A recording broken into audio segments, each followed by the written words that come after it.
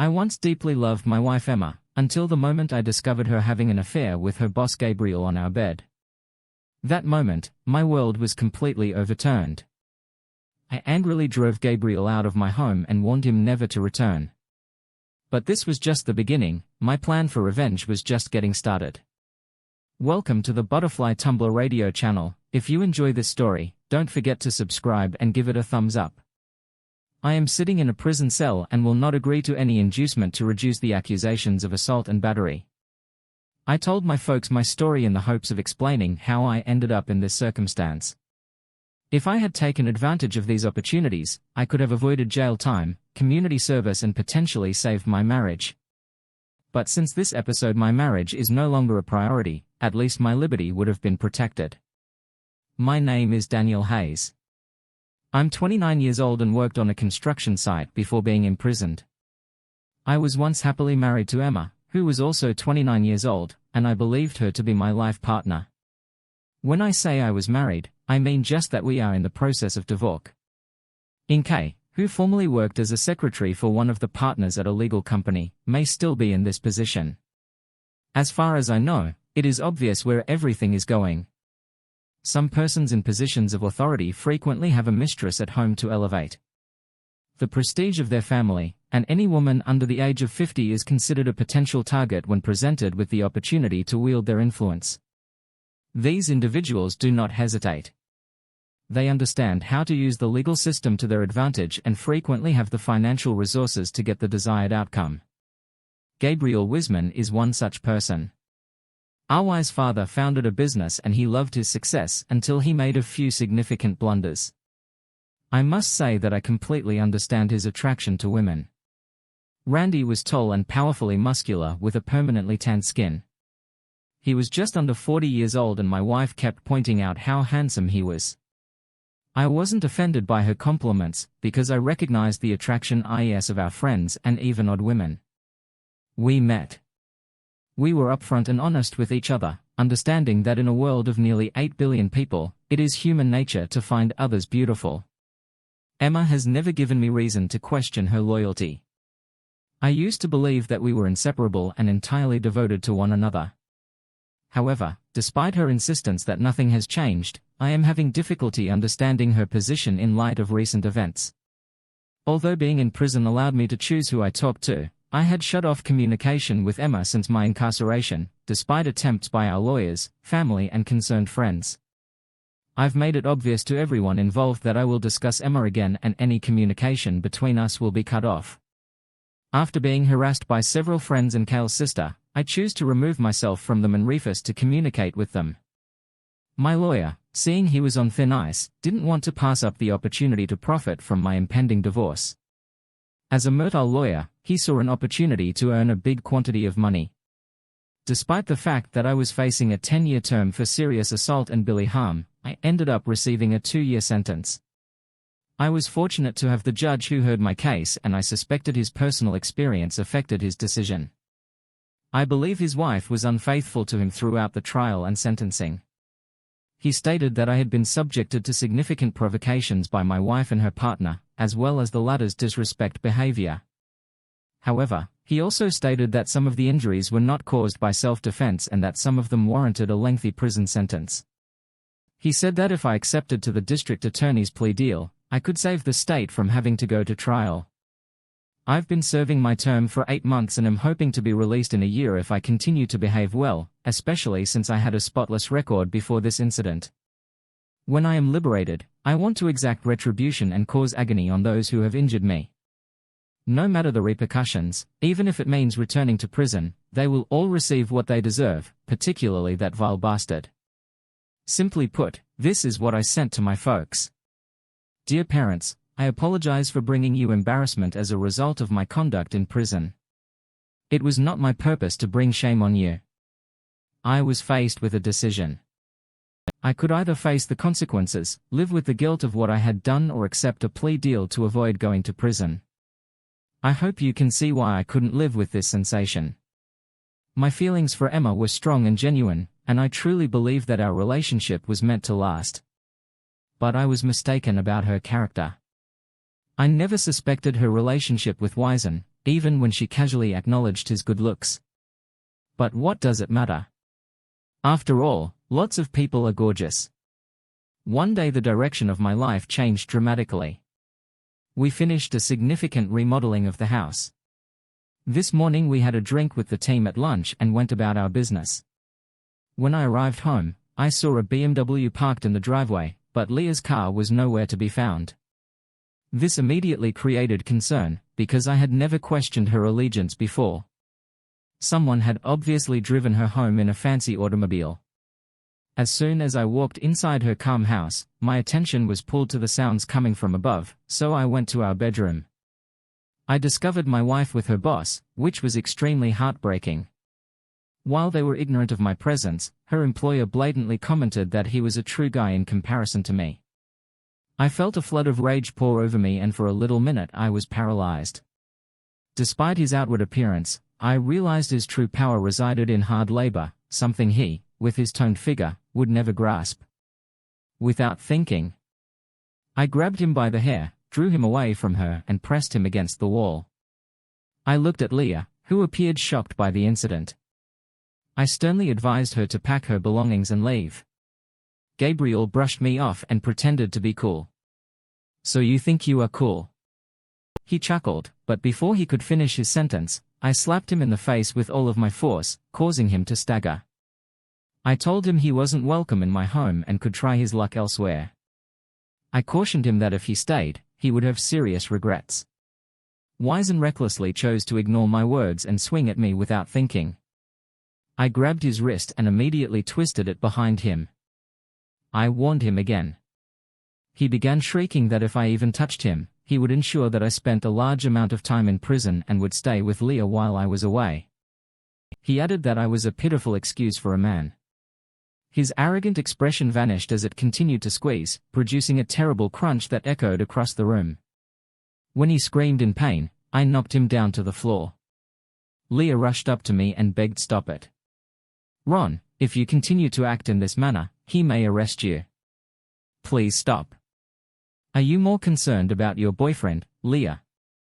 I snapped back. "Now, Ron, I am concerned about you. I do not want him or me to ruin your life." "I was a fool," she admitted. I looked at her coldly and said, "It is no longer your business."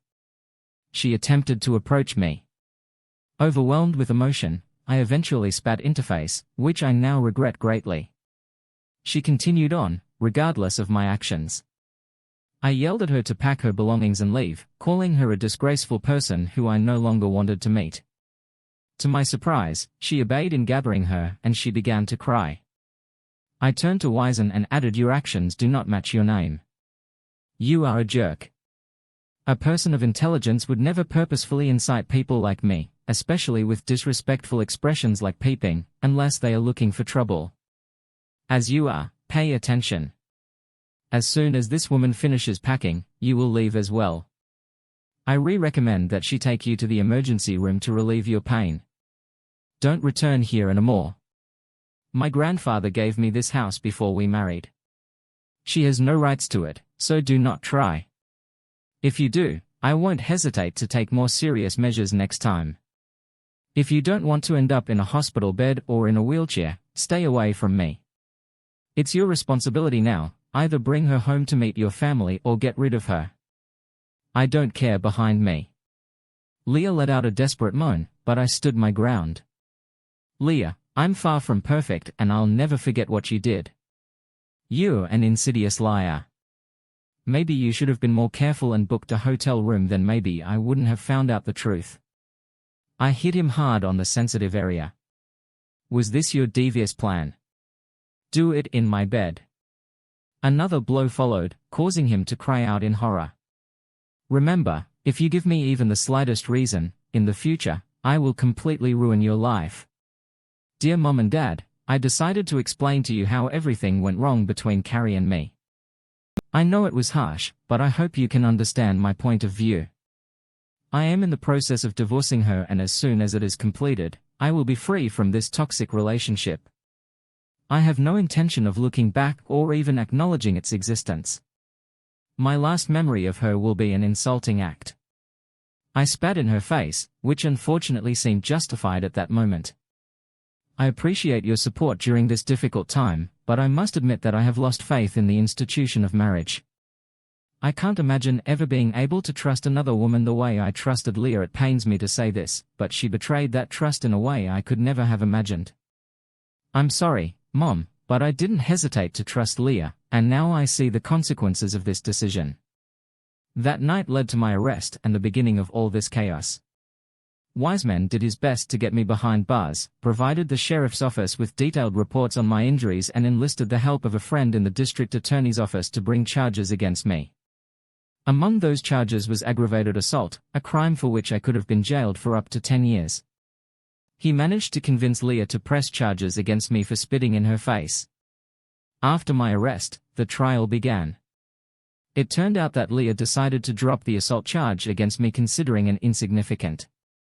With the help of a lawyer, I received a plea offer from the district attorney. The deal included a plea of guilty to misdemeanor assault, a 6-month suspended sentence, and payment of Wiseman's medical bills. This offer was conditional on 2 conditions. First, Wiseman demanded that I sign an agreement in which I promised to keep secret the information that I had recently shared with my wife about the attack. Second, I was asked to postpone my divorce from Leah until we completed a marriage counseling course.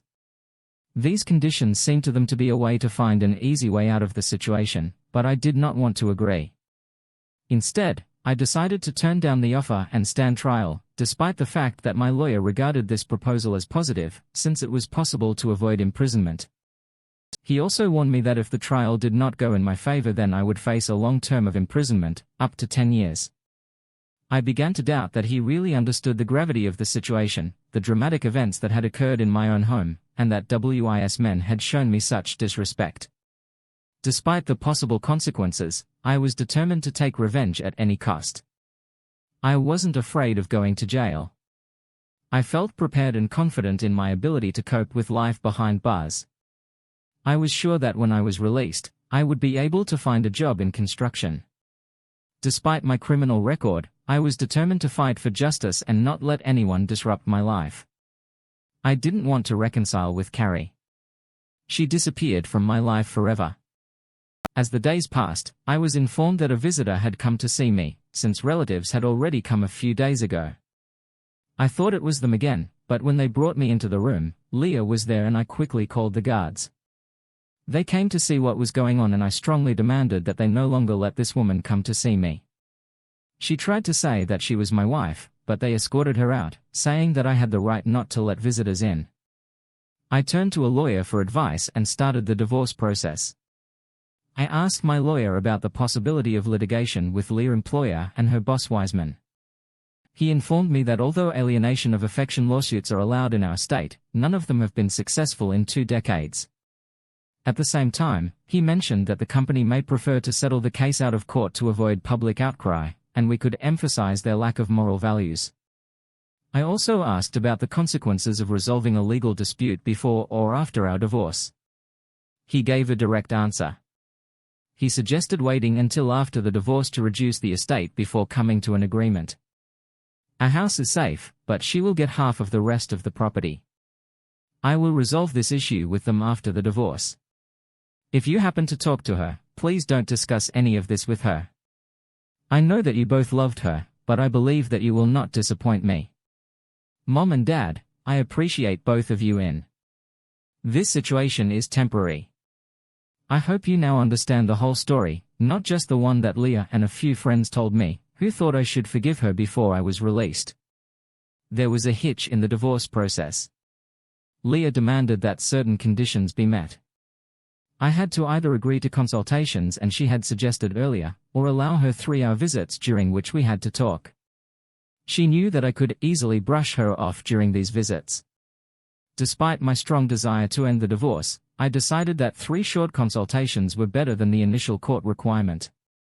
I briefly thought about giving up both options, serving my time and then disappearing. But I was determined not to let her kick me out of the house, especially since my parents were approaching retirement and wanted me their only son in their lives while they were getting old. The very thought of being in her presence made my skin crawl, but against my better judgment, I agreed to her offer of 3 visits. I reassured myself that if the situation became too unbearable, I could always ask for help to get her kicked out. During my first visit, Leah greeted me with a casual hi. "Ron, you look decent."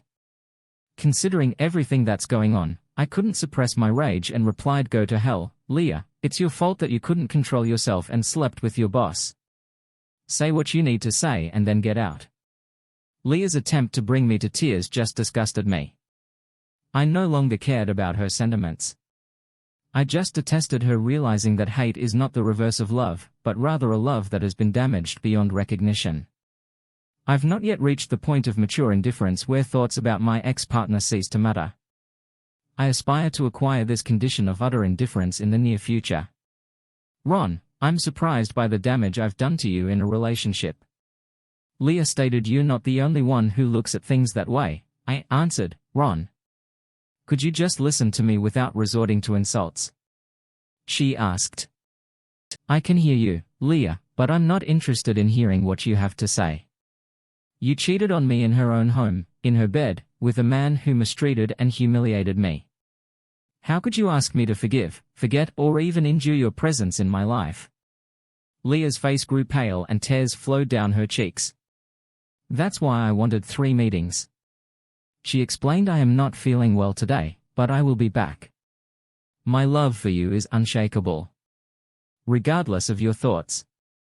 I consent to these 3 encounters, but please understand that I carry a profound animosity against you for causing us harm. I despise both your deeds and you.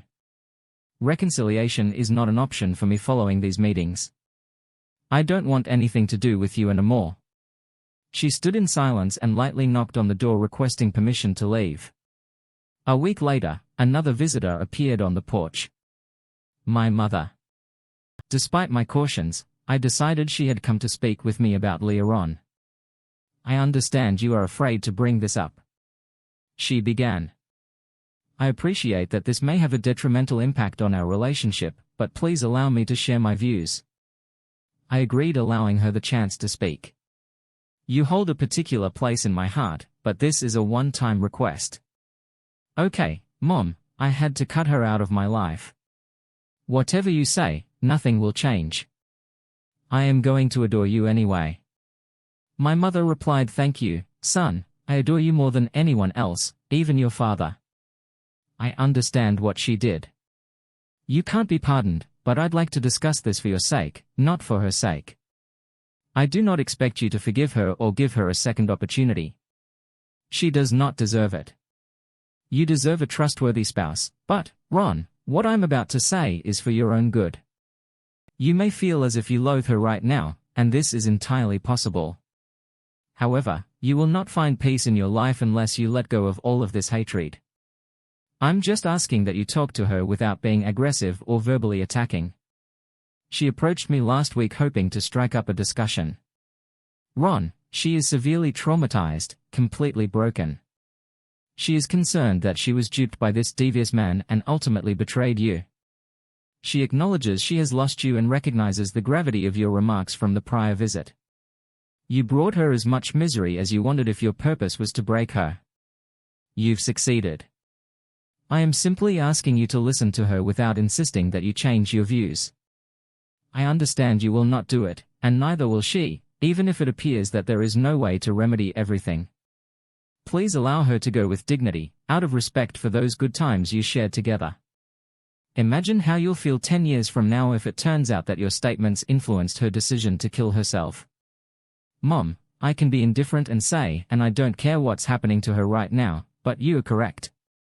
Anger will subside over time, making place for guilt.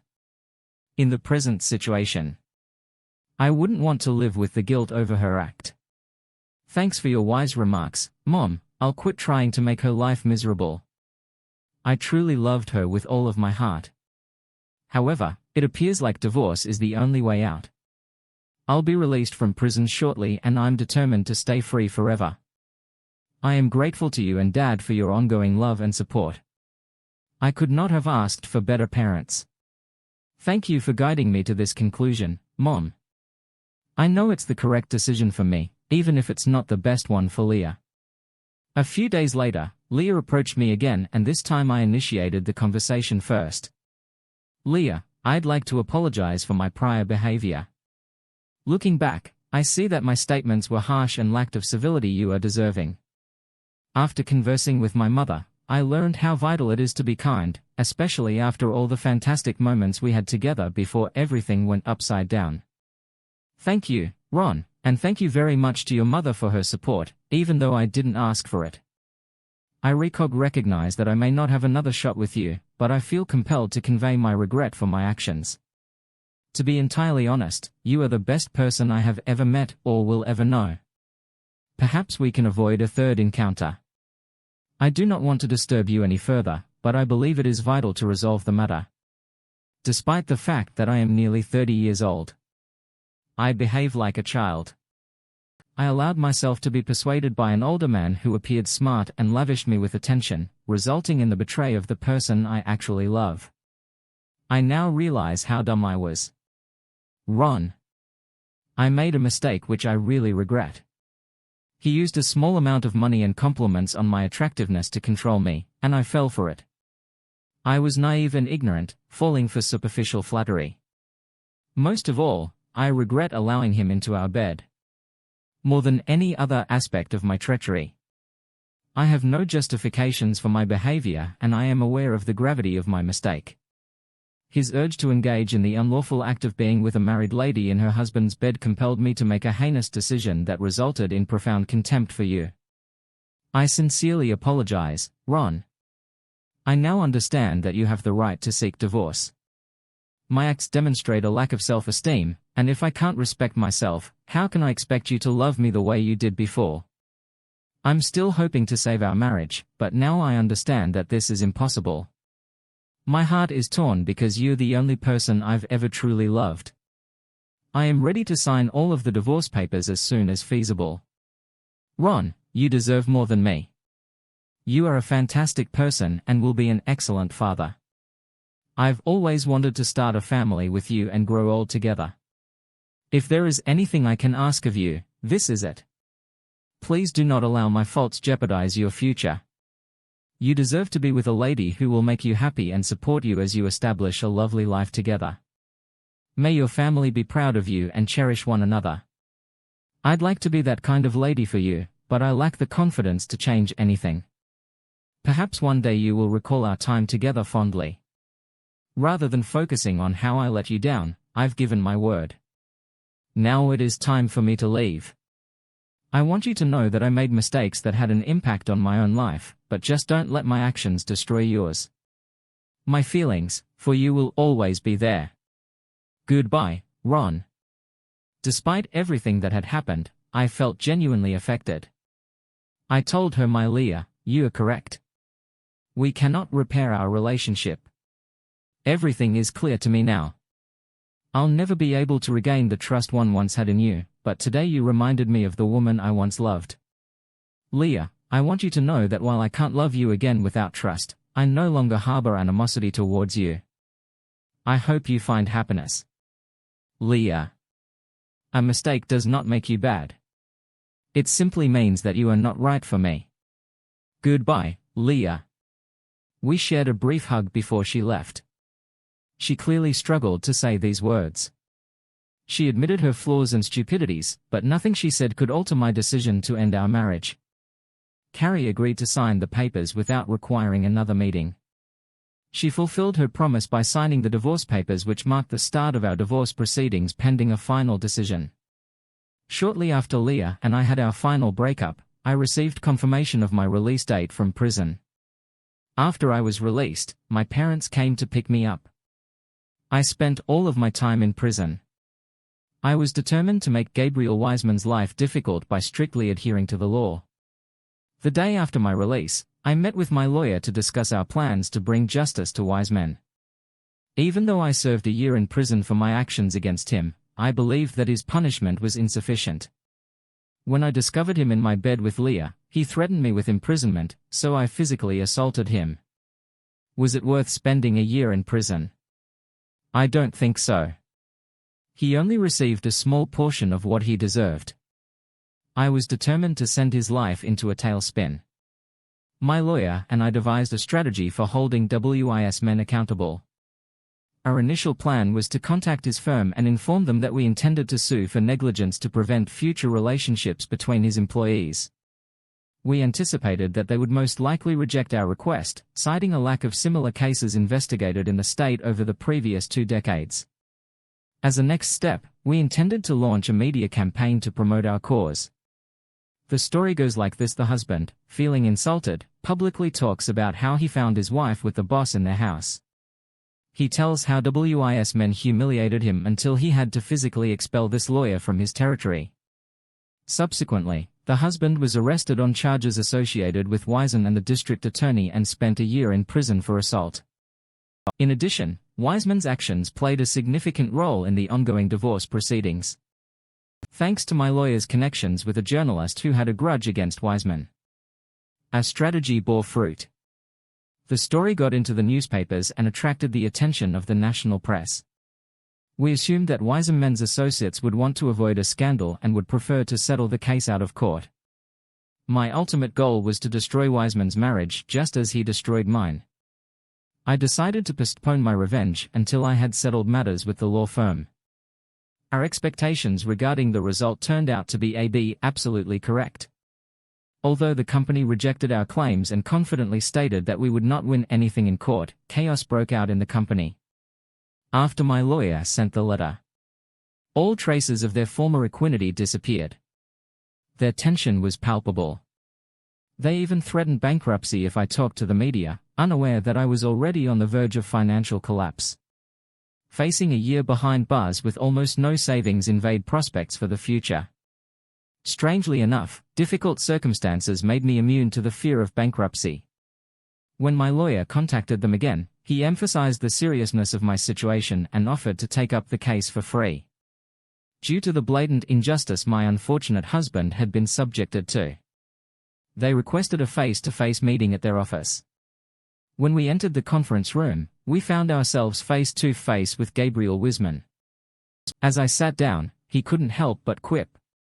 "Well, look who's here, the little cuckold I heard you came to beg. Did you have a good time behind bars?" Thanks to me and the district attorney, I knew you were too foolish to accept the deal he offered. Gabriel, I asked you not to talk to me in that tone. Now you've earned yourself another trip to the cheerleader doctor, I retorted furiously. At this time, Jonathan Wiseman, another descendant of the company's founder, intervened in the conversation. "Come on, Gabriel, stop playing the tough guy. We're attempting to find a solution, not aggravate the situation. So if you can't keep silent, you should let others deal with it." Feeling a little offended by his partner's criticism, Gabriel sheepishly answered, "Okay, Jonathan, I understand we've known one another for a long time. That's why we're here. Let's hear them out." My lawyer, Giles, interjected in the conversation. "Gentlemen, a purpose and expressed in our letter is simple. We want to make a claim for alienation of affection.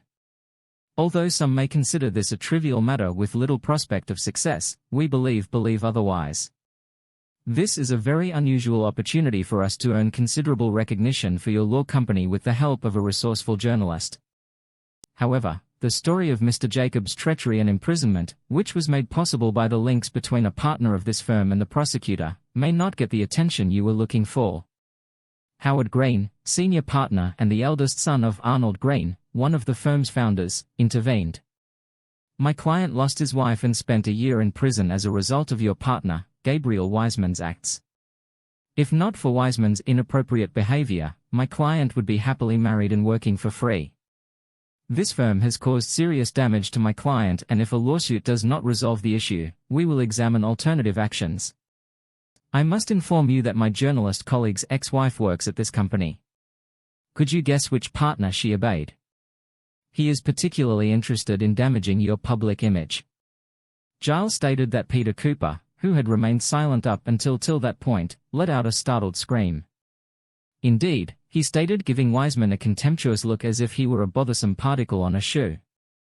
Giles resumed his remarks, noting that while we believe $1 million is insufficient, it is an appropriate amount to handle the company's current issue. Peter Cooper interrupted him again. "We will let you know our decision by the end of the day. Good afternoon, Mr. Hayes. I regret for any inconvenience given by this individual, he said, exiting the room with obvious disappointment.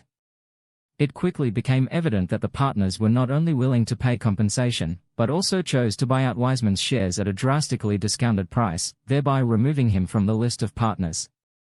They needed my signature to publicly acknowledge the final settlement of the case with their firm and avoid future claims. Another aspect of my difficulty has been settled, allowing me to focus on other issues. My major purpose was to get back at Wiseman, and I didn't need legal assistance, just my determination and a little bit of planning. I began getting to know Wiseman's wife. She was a regular at the gym, visiting 4 times a week to keep her physique, despite having 3 children. Although she was slightly fuller in the hips than previously, she was still stunningly gorgeous, and I puzzled why someone like her wasn't enough for Wiseman. After 2 weeks of studying her daily routine, I discovered an unusual pattern in which she visited the home of a man 10 years younger than her. One Wednesday I decided to approach her as she was leaving his house. "Mrs. Wiseman, might we talk?" I caught up with her as she walked toward her car. "I'm sorry, but I'm in a rush," she said. "Does your hubby know about the Wednesday meetings, Mrs. Wiseman?" My question caught her off guard, exposing a common secret. When she hesitated, I wondered if there was something else to the narrative. "So what do you need?" she finally asked Mrs. Wiseman. "This is just a discussion. Let me buy you a coffee from the cafe across the street. This is a public space and I pledge not to hurt you." We found empty chairs and I began the conversation by asking if she remembered her spouse returning home from an injury more than a year earlier. He had a dislocated shoulder from many fractures. She verified that she recalled. Then I admitted that I was the cause of these injuries. I explained that I had found him in bed with my wife and challenged him. He attempted to discredit me. I took affairs into my own hands. Did he explain that he is no longer a partner at his company? She shakes her head. I tackled this topic too subtly. I'm now looking for methods to get him in even more trouble. Mrs. Wiseman, I assume you are aware that your husband has previously behaved in this manner. I asked. Yes, it was normal for our entire marriage. As you may have observed, I've recently been having extramarital affairs too. One of them is Ryan, whom I saw this morning. Smiling gently, she glanced at me and said, "I do not mean to offend you, Mr. Hayes, but I can't help but wonder what your wife was thinking when she said Randy was great in bed. Maybe she was insane, or perhaps she was captivated. He's quite good at it, but not in bed." My ex-wife was also unable to provide me with a satisfactory explanation. She simply hates herself for betraying me so readily. She is extremely sorry. Do you, like Mrs. Wiseman, put up with his adultery and find solace elsewhere? I inquired with disappointment in my voice. Mrs. Wiseman seems to follow my train of thought. I see what you mean, Mr. Hayes. Did you really expect to meet a devoted woman who would be surprised by her husband's infidelity? Perhaps you were hoping for a divorce, she remarked, recognizing my intentions. I'm sorry for disappointing you, Mr. Hayes. Over the last 8 years I've had the most profound closeness of my life, certainly not with my hubby. It's very wonderful. I hope we could meet more than once a week, but I need to be careful not to get detected. I am attempting to be circumspect, but it appears that I am not being sufficiently circumspect. You figured it out immediately. You have to understand that I adore Randy. I once loved sincerely, but his cheating ended that love. Having children complicates things, Mr. Hayes. I don't suppose you have any children together. Regardless, in our partnership only I have financial resources. I inherited a significant trust fund from my grandfather. If we ever part up, I could have to give him alimony. However, I am not convinced about it. Maybe these monies are safe. I never considered getting divorced due to her children. For their sake, I keep Randy with me because, despite his imperfections, he is a decent father. Mr. Hayes, I try to be discreet, but it appears that Randy is aware of my relationships with other guys. On Wednesday evening I don't have time to tidy up. After meeting with Ryan, I have a feeling he is aware. Despite his confidence in his ability to cuckold other men like you, I think he can just pretend. She replied, smiling. I'd want to have my needs met more frequently than once per week. Are you prepared to reciprocate the intimacy? I would gladly assist you in carrying out your revenge. Are you free on Friday mornings? I prefer the morning because I need to pick up the kids from school in the afternoon. I've accepted that Wiseman will not divorce in the future, but perhaps I could try sleeping with his wife as retaliation. It's claimed that revenge is best served cold. My name is Esther. Mr. Hayes, if we're going to have a secret connection, I'd like to know your name too. My name is Daniel Esther, and I can't wait until Friday. I know where you live. Why don't I come over at 10:00? The children will most likely be at school by now. I said. She nodded in accord. She was not what I expected, but she was an incredible woman. I couldn't resist her charms. Since I met my wife and her husband, I have not had close relationships with anyone. It appeared to me that this was the correct decision. We closed the chat by agreeing to meet on Friday, which was not what I expected. I eagerly awaited the conclusion of the stillness. The prospect of seeking solace in Wiseman's wife, despite her lack of physical attractiveness, sounded appealing. I couldn't wait to know her better. I had no idea how happy that would make me. That Friday morning we had an unexpectedly good time together, and then we slept side by side, cuddling as if to reinforce the reality of our common experience. I instantly understood that we had a deeper connection than just physical desire. We had casual discussions at first, but then she mentioned that our wives might trade us for each other. She praised me by calling me handsome, and in return I expressed my surprise. Why would your husband look for someone else when he has such a wonderful wife waiting for him at home? Every Friday. We met in the same way till that terrible day came. She lovingly kissed my cheek before delivering those dreadful words. Ron, we need to chat. When she kissed me with exceptional passion, attempting to relieve the tension, I couldn't shake the sensation that she was about to end our relationship. Ron, I've already stated that I am from an affluent family. I have a trust fund, which is probably why Randy married me. I represented a visually appealing life partner and, more crucially, a source of financial stability. What I didn't realize was the depth of this money. My grandfather was a true tycoon with an unimaginable money and spending habits. If someone could squander this wealth, it would be his sole source of heir. My grandfather, doubted his son's capacity to manage money responsibly, so he gave him a monthly allowance for comfort, not lesson. The remainder of the money was put into a trust fund for me, which I will be able to access when I become 38 years old. I'm not sure why this number was chosen as the age for access, but the deadline is approaching. In just 8 months.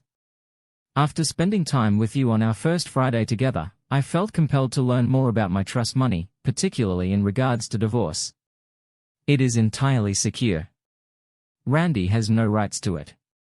I brought it into our marriage and neither of us have replenished. It has stayed mostly unchanged, with the option to withdraw a small sum each year. My financial advisor encourages me to follow specific regulations to protect the deposit's inviolability, which he believes is critical, although he is normally assured in its safety. I question if I truly need Randy in my life. Can I give him an infinite number of visits with the children, as determined by us? I realized I'd come to terms with Randy and no longer loved him. Why should I stay with a partner who keeps cheating on me? I understand it may appear deceptive, but he cheated on me before I cheated on him. Ron, I am not asking you to replace Ryan. I want to express that I have feelings for you. I want to see you as frequently as we both wish, and I believe we can be more than simply casual partners. I'm ready to depart, Brian, if you're ready to join me, Esther. I believe this is the most crucial conversation of our lives. I waited for her to show her gratitude before saying goodbye. I wholeheartedly support your proposal. Like you, I initially saw it as a method to exact retribution, but now I realize that it is evolving into something more profound. We continued to meet every Friday until we had properly addressed everything she informed me. She met Ryan on Wednesday, but merely to say goodbye. Ron, I've devised an insidious but intriguing scheme. Let me divulge my strategy, which I intend to surprise Randy with next Friday morning after she shares her proposal. A broad grin flashed across my face. She was a genius. The following Friday arrived. Esther and I were fully engrossed in our typical Friday morning trip. At this time, our passion for one another seems inexhaustible. We had no idea that a man named Jonathan Fox, dressed in a scruffy business suit, was calmly sitting in the living room below conducting business. Suddenly we heard a voice say, "Who the hell are you? What are you doing here? Where's Esther?" Randy was summoned by his master to an urgent midday meeting. Despite his persistent pleas for additional information, she emphasized that it was critical and begged him to come. "Are you Mr. Wiseman?" "Sir. Your wife informed me that you were coming." Randy approached and heard a voice. "She's upstairs with her escort if you'd like to join them." Ryan's voice resonated across the room, prompting us to stop the talk. Esther was looking forward to his arrival. While I was distracted and lost in my own thoughts, Esther took the initiative. "Come on, Ron, show me what you are made of. You are superior to my spouse in every way," she screamed, attempting to persuade me. "Randy, sweetie, you seem upset." "Relax, I'm simply having some fun on the side, exactly like you." With that, I turned around, allowing Randy to see who was in bed with his wife, the cuckold himself. "You must be joking," he exclaimed. "Why would you bring this clumsy guy into our bedroom? Get rid of him before I lose my cool." I got out of bed and went over to him. "So what do you think of my answer? And in terms of threats, do you feel yourself to be that powerful? Remember, I promised you a visit to the doctor." He seemed terrified, but I calmed him down. "No, not worry, we've got something else for you. There is a surprise waiting for you under the pillow." I escorted him to his bed, and as he reached beneath the pillow, he pulled out an envelope. "Esther and I said with one voice, you have been served." Jonathan Fox, who followed us upstairs, promptly snapped a photo of us. "It's official. We did everything perfectly," I declared. Randy froze in surprise, appearing as stunned as when I dislocated his shoulder. Once Esther gave Randy a gentle slap in the face to bring him back to reality, then explained that what he was suffering was simply vengeance for his acts against me. She publicly declared that she no longer loved him because of his infidelity during their marriage and that her feelings had evolved into genuine neglect. Esther told him that she would not stand between him and their children, offering him complete access to them. She even offered him the services of a lawyer if he desired, believing that for the sake of the children, they could handle the divorce matter calmly rather than turning it into a bloody battle. Randy stayed calm and nodded in accord with her statements. Despite his gruff personality, he was no idiot. He accepted that his marriage was ended and that fighting it would be a waste of time and resources. Standing there, I witnessed his world shatter. My first goal was met. I successfully divorced Emma, and with my mother's help, I did it with grace and dignity, recognizing her error. Esther accepted responsibility for the consequences and apologized profusely. My mother's warnings proved accurate. I was able to secure a significant settlement from Leah's employers, and with Esther's assistance, I successfully turned over Wiseman's script, eventually teaching him a lesson. The manipulator was duped and I played a role in destroying his marriage. Furthermore, perhaps I fulfilled Leah's wish when she said, "Don't let my mistakes define your future. Find someone who truly deserves you, create a family, find happiness together, make your parents proud of you and enjoy your life to the fullest." Despite Leah's mistakes, her wise words stayed with me even in the darkest moments. After going through all of this, I concluded that karma exists. I broke up with Leah without malice. I did not seek vengeance on her, but no matter how it happened, karma struck her. She was recently discovered with another man in her bed. The offended spouse was furious when she discovered her husband with another woman in their marital bed and poured boiling water from the kettle over the cheaters. As a result, they were transferred to the hospital with severe burns. Carrie is no longer as beautiful as she once was. Her face is severely damaged. She probably considered the story behind her actions as well. From a young age I was a driver. In this I found my calling. I was involved in freight transportation. It was a nerve-wracking job at times, but I knew my business well enough to deal with any difficulties. I had a wife named Isabella. We met while we were still very young. Those were enjoyable student years. My friend Ethan and I once attended a cheese fair. Ethan dragged me there, claiming that we could eat cheese for free because there wasn't much else to do. I agreed. The weather was quite hot. There were many people at the fair and tables were set up with small portions of cheese for sampling. Ethan shamelessly ate various types of cheese and I smiled as I watched. I wasn't particularly fond of cheeses, but suddenly my attention was drawn to Isabella. She was in a beautiful blue dress with a small woven bee basket. Her beautiful white curls gracefully framed her face and gently fell on her shoulders. Something in me changed at that moment. I felt the most tender feelings inside. It was quite silly, but I couldn't take my eyes off her. She stood in line to buy cheese. As soon as she took out her wallet, some guy nearby snatched it and ran into the crowd without hesitation. I ran after him. He tried to blend in with the people, but I was quite fast and agile, so I caught him. The guy realized he couldn't escape, dropped the wallet and broke free. I picked up the wallet and didn't chase him again. I returned to the girl, who stood in shock. I gave her back the wallet and looked into her incredibly beautiful eyes. She looked at me with gratitude. We started talking and that day lit up with new colors for me. We walked for a long time until late in the evening. Isabella was an amazing girl, easy to talk to, and I didn't want to part with her. We continued to date and it was simply magical. Gradually our relationship became stronger and stronger and over time we got married. Now we lived in a beautiful house that I managed to buy. My youth was not very affluent, but I worked hard to earn everything I wanted. I diligently worked in free transportation and it brought in a good income. I dreamed of a private house and a cozy place, so I decided to expedite the process. I borrowed money, took out loans. In the end I did buy this house. It was our family nest, where many happy days were spent. Time passed. I completely paid off all debts and continued to THDVE in this business. Now we had an adult son, Dylan, who was already 25 years old. Dylan inherited my perseverance and together we developed our freight transportation company. My experience and Dylan's help allowed us to run a fairly successful business and we lacked nothing. My wife was a psychologist. She worked as a psychologist at a school. We didn't have any particular problems. We always lived harmoniously and happily.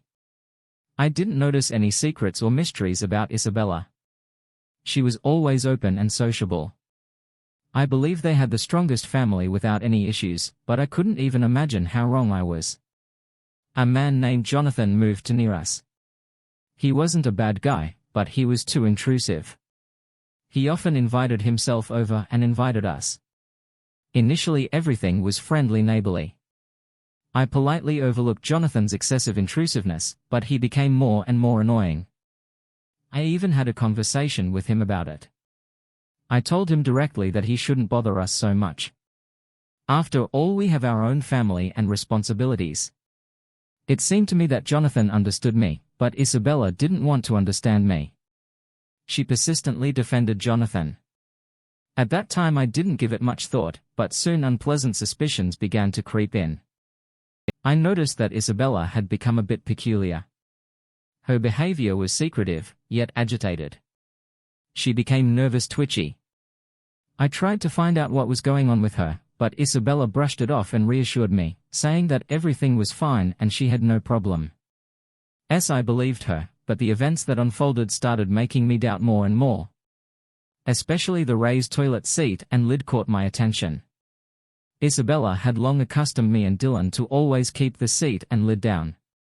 She loved cleanliness and rules in the house, so this puzzled me greatly. Was there another man in our house? But Isabella didn't mention anything like that in. Her neighbor hadn't visited for a long time, so what was going on, and it wouldn't be a big deal if it happened just once. I observed this feature multiple times. Then I started noticing that booze from the bar was disappearing, but Isabella rarely drank before fruits and champagne appeared in the fridge and I observed empty bottles in the garbage. All of this seemed pretty bizarre. I could be away from home for several days. I had many visits and meetings to enhance the business at home. There was only Isabella, but what was she up to? Isabella, please sit down. I want to chat to you. I asked Isabella while we were at home. Yes, Peter, what's happening on? I can see that something is happening. There's someone unknown in the house. I have noticed the lifted toilet seat and lid several times. Alcohol has started to disappear from the bar. The refrigerator is full of fruits and champagne. What does all of this mean, Peter? Have you decided to lecture me again? Yes, I began drinking a bit. Sometimes my pals come over. We chat. What is wrong with that? Do your pals lift their toilet seats and lids? What rub? Of course not. Maybe you saw it after I cleaned the toilet. How fantastic. I haven't noticed it in so many years and now I see it all the time. And is Jonathan following your buddies again? You're paranoid. Peter. Our neighbor has nothing to do with this. He stopped visiting us after I yelled at him. I'm simply trying to relax a little. There's nothing more. Why does it feel like you aren't telling me everything? Peter, I'm not going to constantly explain or prove things to you. I am startled by your lack of trust. We've been living together for years and I assumed you had no cause to suspect me of anything, and now you're scolding me like a guilty schoolgirl. I am not cheating on you and I don't intend to do so. I didn't think about it and I am not hiding anything from you. Okay, Isabella, I adore you so much and I'm trying to figure out what's happening. I can see you're acting weirdly.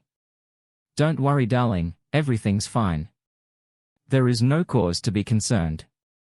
Everything remains the same as always. So don't become stressed out and worried. I'll prepare a celebratory dinner and we'll spend the evening just fantastic. Isabella uttered many comforting words, but I remained concerned. I tried to convince myself that everything was all right and that I was simply overthinking. However, our neighbors remain in my thoughts. Could that scoundrel be having some fun with my wife? Just thinking about it made me want to burn everything to the ground. I attempted to carry on with my normal life and hobbies, but feel unpleasant inside me. It did not subside. All of my chats with a man came to nothing. Either she was lying to me or I was losing my mind. My suspicions may easily end our marriage.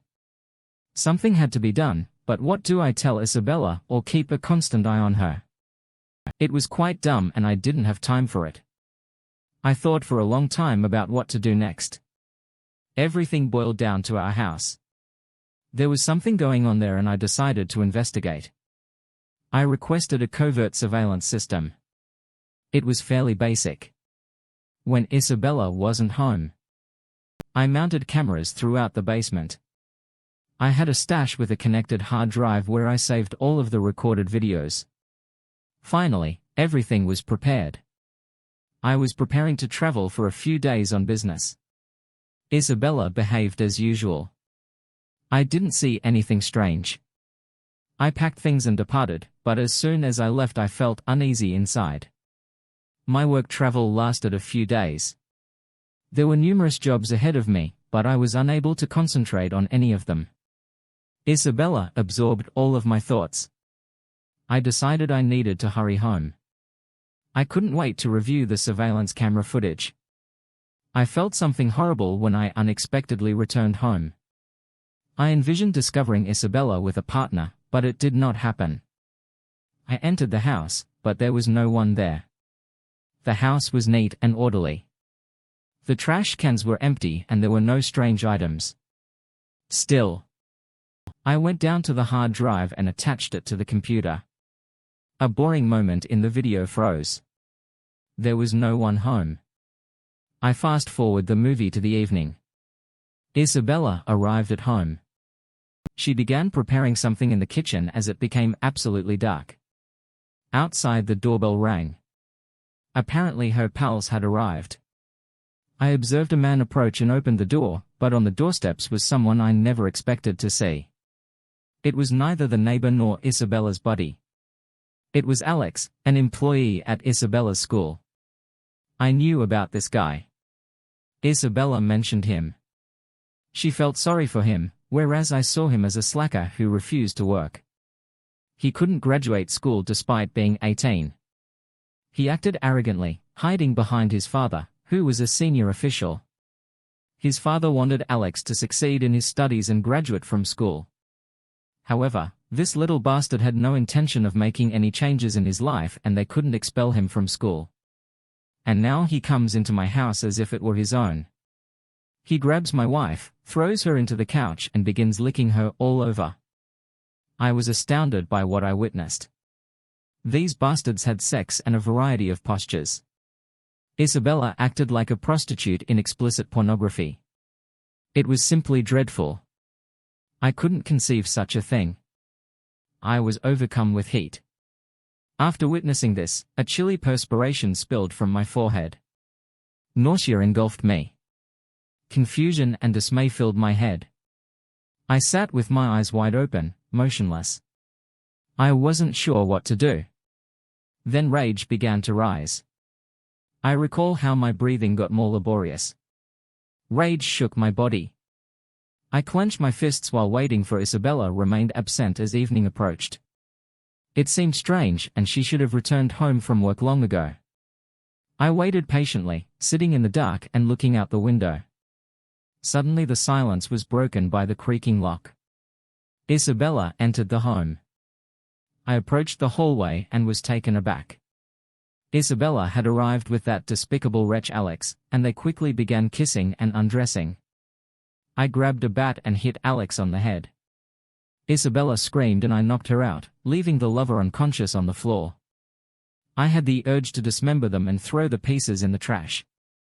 However, a revenge plan began to form in my mind. I dragged these wretches into the shed and tied them to the chairs. Then I started making a device out of 2 drills. "Wake up, you bastards!"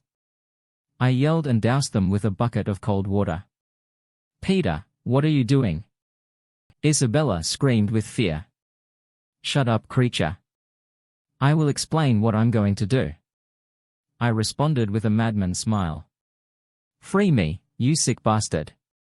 Do you happen to know when my father is? He will bury you." Alex, the obnoxious one, started arrogantly. "How brave you are when your daddy solves all of your problems, but he won't help you anymore. You'll squeal like a pig as I drill through your thick skull. I will transform your brains into Swiss cheese and your skulls into calendars." I replied, "No, Peter, please do not do this. I am guilty. I lied to you. Yes, I cheated on you with this guy.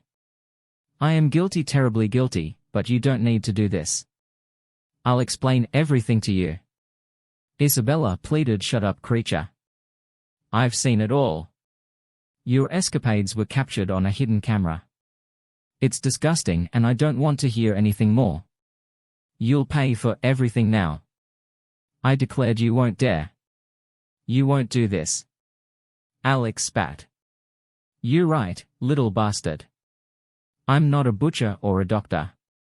I abhor digging into your flesh. That's why I've devised this not-so-clever contraption. Take a look in the mirror.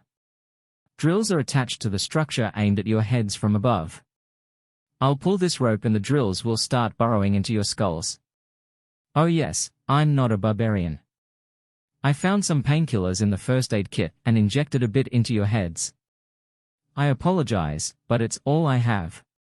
Besides, they say brain surgeries should be done with the patient conscious. So enjoy." I explained and showed the device hanging over their heads. "Now, Mr. Peter, please don't do this. I understand, forgive me. I'm a real monster, I know. Please let us leave. Don't do this," Alex urged. "I see, all your courage disappeared instantly, but I don't care. Nothing will save you. Now let the show begin." I replied. As I stood behind these miserable individuals, the boom of the ignited drills resonated through the space. The drills whirred above the heads of these wretches. They stayed utterly immobile. I tightly secured and positioned their heads in a way that rendered them immobile. They helplessly shouted in agony. The drills approached their skulls, the room filled with the fragrance of bird bones. The drills began drilling into the bone and rapidly heated up. Small streams of smoke accompanied by a horrible odor filled the air. These wretched people shook and shouted in dread. Their grief had devoured them. Their shouts grew louder as blood poured into their eyes and mouths. I'd never heard such cries before. The sound was one of true misery and horror. But I had no intention of slaughtering these wretched people. Everything was staged. In reality, the drills were drilling into regular steaks for bones that I had taken from the refrigerator. I squeezed a little blood off the beef chunks and mixed it with water and red food coloring that I had at home. Isabella adored making different pies and cakes, typically with bland food dyes. However, the taste of blood remained authentic due to the presence of real blood in the meat. Well, bastards, how does it feel? Can you still speak? Have you transformed into a vegetable? I shouted out to these beasts. Peter, enough, please stop. What are you doing now? Isabella yelled. Oh, so, you can still speak. Then let us continue. I switched on the drill a few more times and they wailed like unkilled pigs. All right, bastards, you are now able to regain consciousness.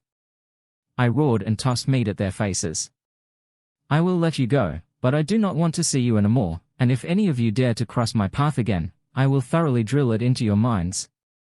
I will disembowel your miserable bodies. Now get out of here, I said, and untied these wretches. These wretches ran like they were professional marathoners. Their heels glistened across the neighborhood. Anger still burned within me, and I was relieved that I had not slain these monsters. I had scared them quite a bit. They'd remember the horror for the rest of their lives, and I didn't care what this bastard's father did. However, time passed and no charges were filed against me. Nobody came to me. Isabella also did not show up at home. I tossed all of her belongings on the street and told her to come get them when I wasn't home or I'd lose control and hurt her. I quickly discovered that Father Alex had been caught accepting a big bribe, which was why he had no time for me. He was presumably a rare bastard. Like his son, the father went to prison for an extended period of time. The next difficult phase was Isabella's divorce. After all, this lustful beast will try to steal as much property as possible from me. Although everything here was purchased with my money and I did not want to give this creature anything, I was willing to spend a large sum of money to lawyers just so that this creature would not receive anything. This was difficult, but fortunately an unforeseen incident rescued. The day Karma caused this to suffer, there was a scandal in her school. It turns out that this scum hung together with other high school pupils at school. I developed a taste for it. All of this nonsense came to light at the perfect time. Evidence, images and videos of these horrible entertainments have surfaced. Isabella lost everything. At 1 minute she was jailed for child molesting. I didn't expect her to say such terrible things, but it was true. Isabella did not survive her imprisonment. She hanged herself in her cell. As for Alex, he got drunk and hung around with other losers. Like him, in one day he was struck by a car. This idiot did not make it out alive, so the nasty story came to a conclusion. So my new story began. I was prepared to live the rest of my life alone. This tragic scenario did not make me pleased, but I had not expected anything else, but fortune decided to save me from this unfortunate turn of events. I met Lauren. I met this amazing woman at a regular store. She purchased a large number of items, but she misplaced her bank card and did not have enough cash to cover everything I offered to pay. Lauren disagreed, but I insisted and paid. Then I took her home. She stated she still had money at home and would give it to me straight. Soon we started talking while driving and eventually decided to grab coffee together. Lauren proved to be an amazing woman who offered me hope for happiness. So it occurred. Lauren and I grew close. She too had long since abandoned the dream of a happy family life, but we've both realized that we can be happy today. We lived together and cherished each new day without recalling our faults from the past. Thank you for tuning in. If you enjoyed this episode of the story, please give it a like, and don't forget to subscribe to get notifications for updates.